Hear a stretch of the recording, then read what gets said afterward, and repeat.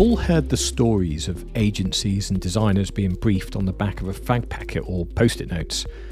Briefings can take many shapes and forms. Some are very thorough, others very top line and need lots of digging around to find or work out what the objectives are.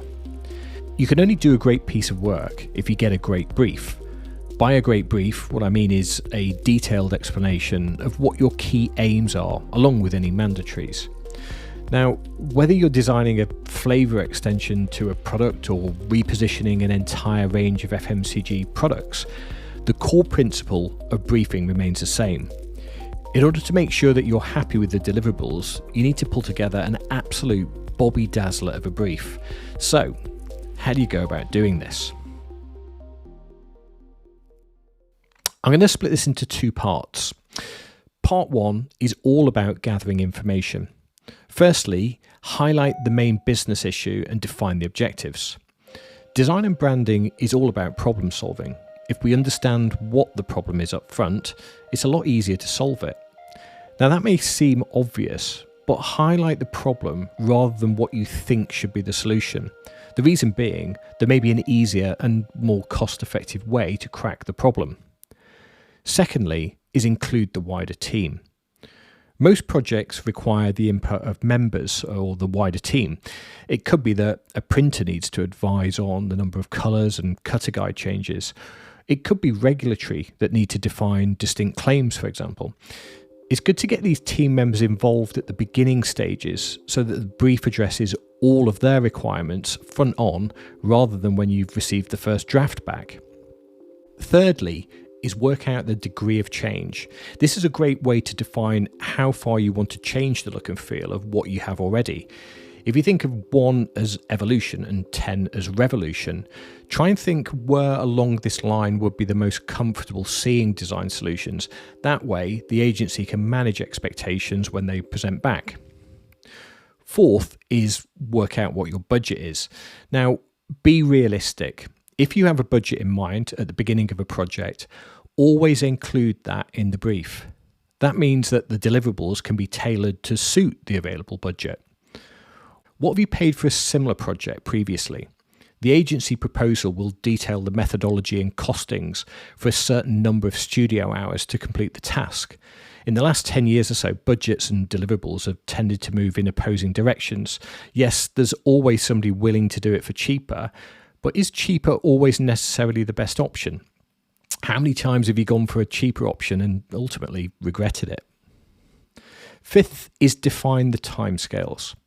Now, everybody wants the project delivering the week before last. The most important part of any creative process is the initial concept generation, and this is where most of the time should be invested. A project timeline is there to illustrate how long it will take to successfully complete a project. Sure, you can squeeze this, but the project may suffer if you don't invest the time required in the beginning stages. Sixth is briefing the design team. It's never a good idea to send over a lengthy Word document on its own, cross your fingers and hope for the best. Always take the time to talk the agency through the brief. This gives the agency an opportunity to flag up any key questions and iron out any key issues in advance of starting the project. The second part is the creative response. So item 7 is creating the proposal. The proposal is a working document. It's the agency's understanding of what you want to do and details the costings, timings, and methodology involved in getting these into the final piece of creative. All design projects are organic, and often deliverables change through the course of working. That may be adding some deliverables or removing them. In some cases, it can mean adding entirely new stages, such as consumer testing, etc. These will obviously affect the cost. The cost is ultimately based on the deliverables. It might be that one of the design routes chosen to take through to artwork involves really complex bespoke photography, or it may be that it's very simplistic and minimalistic. Clearly, each of these two have very different routes and can have very different costing structures as they involve different skill sets and a different set of deliverables. 8 is feeding back on the proposal. As I mentioned before, the proposal is a working document and it's there to be input on. It takes time to pull together and detail the costing and methodology and skill set at each of the stages. It's a little late once this has been worked out to then explain to the agency that your budget is only 50% of what they stated in the proposal. If you knew the figure all along, always flag that up. Most clients jump to the back page to look at the cost and respond to that. In my experience, projects rarely follow the same path with the same deliverables.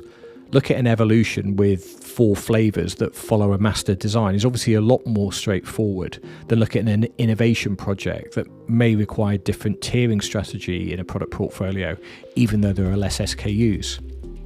Item 9 is feeding back on the first stage of the designs. Now, feedback is a hugely important part of any design presentation.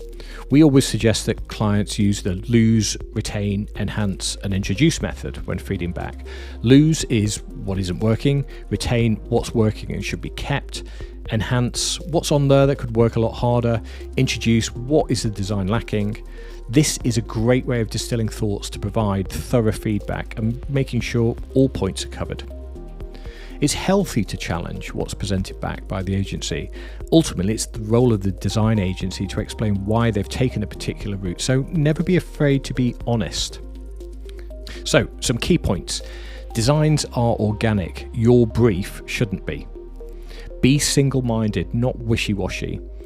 Involve all stakeholders in the briefing and approval, and be objective rather than subjective.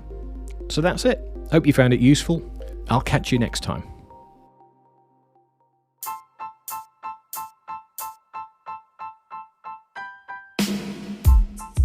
Well, that's it. That's a wrap, as they say. I hope you found it informative. If it adds value, then please do subscribe.